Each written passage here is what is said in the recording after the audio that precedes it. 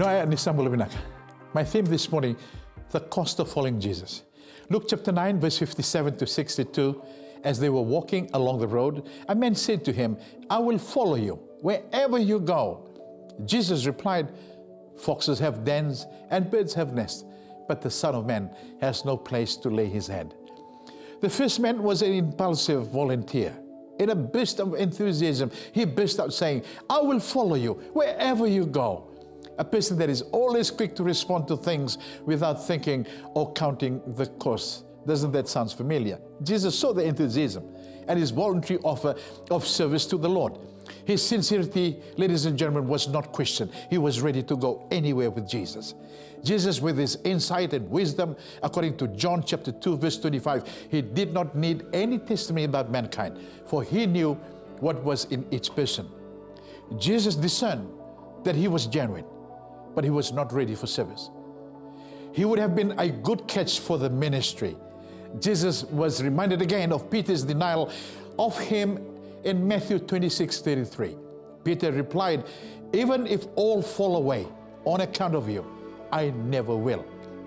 Jesus did not reject his offer, but made a cryptic statement that will open his eyes to the realities of the situation.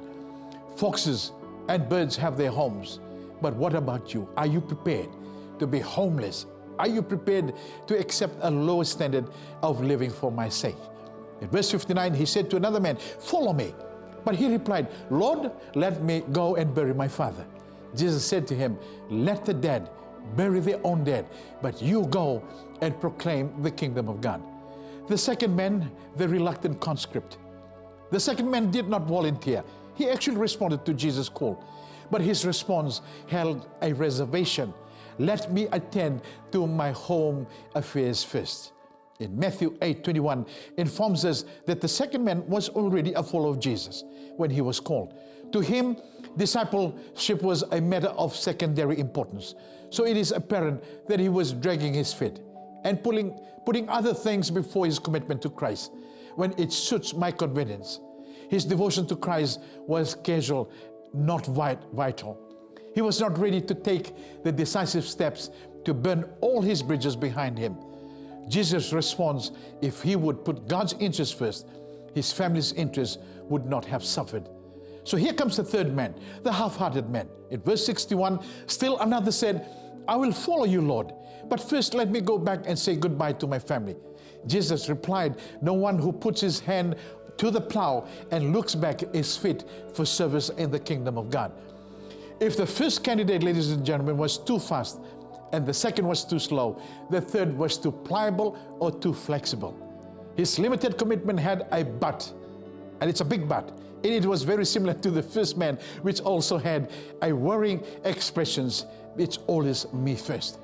Jesus' reply uncovered the man's problem. His heart was back home and not with his master. Jesus saw that soon he will be looking back and then turning back. Many of us are like that, ladies and gentlemen. This man had a willing for a limited commitment, but there is always a but in our following Christ. In conclusion, the challenge for you and I in following Christ, all other interests must come second. If one is to be a true disciple, we must learn that where there is a clash of interests, Christ can be divisive.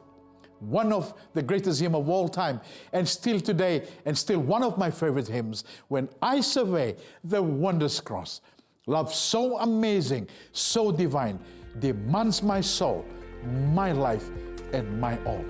God bless you.